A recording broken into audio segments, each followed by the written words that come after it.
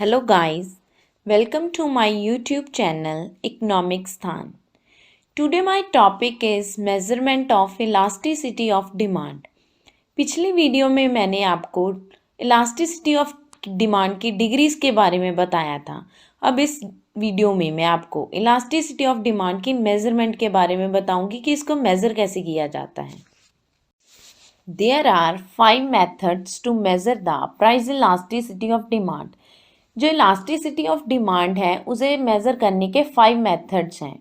5 different methods के साथ हम प्राइस इलास्टिसिटी ऑफ डिमांड को मेज़र कर सकते हैं कि हमारी elasticity of demand greater than 1 है, लेस देन 1 है या इक्वल टू 1 है।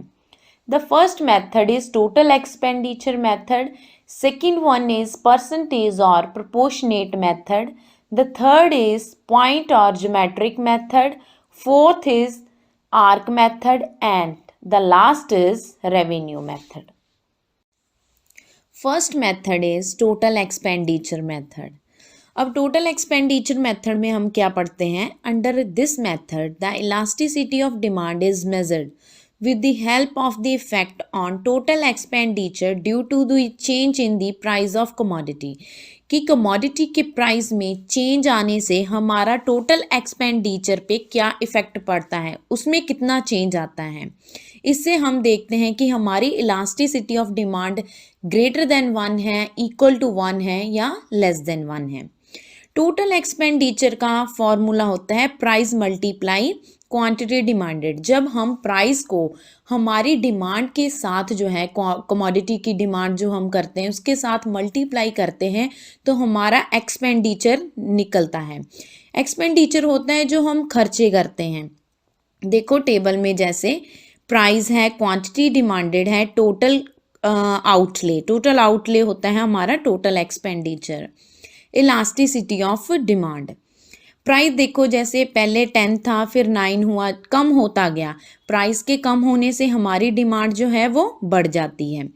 जैसे 10 प्राइस पे क्वांटिटी डिमांडेड है 1, 10 को 1 के साथ मल्टीप्लाई किया तो हमारा टोटल एक्सपेंडिचर आया 10। ऐसे ही प्राइस को क्वांटिटी के साथ मल्टीप्लाई करके हमारे जो है टोटल एक्सपेंडिचर निकल आता है 10, 18, 24, 28, 30, 30, 28, 24, 18, 10। अब हम टोटल एक्सपेंडिचर से पता करते हैं कि हमारी इलास्टिसिटी ऑफ डिमांड जो है वो ग्रेटर देन 1 है, इक्वल टू 1 है या लेस देन 1 है।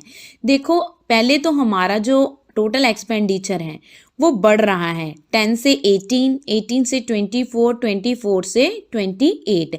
जैसे जैसे प्राइस कम हो रहा है हमारी डिमांड बढ़ती जा रही है, हमारा टोटल एक्सपेंडिचर भी क्या है, बढ़ रहा है। जिससे हमें पता चलता है कि हमारी डिमांड भी ज़्यादा है, कि हमारी इलास्टिसिटी ऑफ डिमांड जो है वो ग्रेटर देन 1 है। जब हमारा टोटल एक्सपेंडिचर जो है वो इक्वल आ जाए 2 यूनिट पे या 3 यूनिट पे हमारा जो टोटल एक्सपेंडिचर है वो इक्वल हो जाए तो हमारी इलास्टिसिटी ऑफ डिमांड क्या होती है, इक्वल टू 1।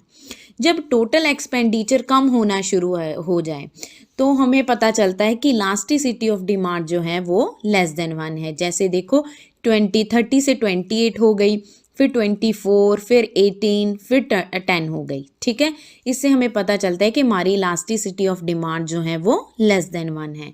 देखो टेबल के साथ जो है वो डायग्राम बना हुआ है जिससे आपको क्लियर हो जाएगा। आर जो प्राइस है, वाई एक्सिस पे हमने प्राइस लिया और एक्स एक्सिस पे हमने टोटल एक्सपेंडिचर लिया। आर जो प्राइस है उस पे हमारे टोटल एक्सपेंडिचर है ए।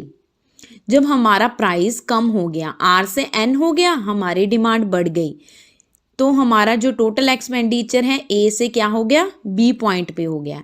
जिससे हमें पता चलता है कि हमारी इलास्टिसिटी ऑफ डिमांड जो है वो ग्रेटर देन 1 है। अब हमारा एन और एम के बीच जो है वो प्राइस कम तो हो रहा है, हमारी डिमांड भी बढ़ रही है। जैसे 6 प्राइस पे 5 जो है वो डिमांड है और 5 प्राइस पे 6 जो है वो डिमांड है। दोनों को मल्टीप्लाई किया तो 30 आ गया। जिससे हमें पता चलता है कि हमारा टोटल एक्सपेंडिचर में कोई चेंज नहीं आया। इससे हमें पता चलता है जब बी से सी पॉइंट तक गया, इसके बीच में हमारी इलास्टिसिटी ऑफ डिमांड क्या है, इक्वल टू 1 है। अब प्राइस एम से एम पे जो है हमारा टोटल एक्सपेंडिचर सी है। अब प्राइस कम होने पर, एम से पी होने पर हमारी जो टोटल एक्सपेंडिचर है वो सी से हो गया डी पॉइंट पे, जिसे हमें पता चलता है कि हमारा जो टोटल एक्सपेंडिचर है वो कम हो गया, जिससे हमारी इलास्टिसिटी ऑफ डिमांड जो है वो लेस देन 1 होगी, 1 से कम हो गई। ये था हमारा टोटल एक्सपेंडिचर मेथड, जिससे हम इलास्टिसिटी ऑफ डिमांड को मेज़र कर सकते हैं कि हमारी elasticity of demand equal to 1 है, लेस देन 1 है या ग्रेटर देन 1 है। The second method is percentage और प्रोपोर्शनेट मेथड। ये मेथड मैंने आपको पिछली वीडियोस में भी समझाया था। According to this method, elasticity of demand is the ratio of percentage और proportionate change in quantity demanded to the percentage और प्रोपोर्शनेट चेंज इन प्राइस। कि प्राइस में चेंज आने से जो क्वांटिटी डिमांडेड है उसमें कितना चेंज आता है, कितने परसेंटेज चेंज आता है, उसको मेज़र करते हैं हम।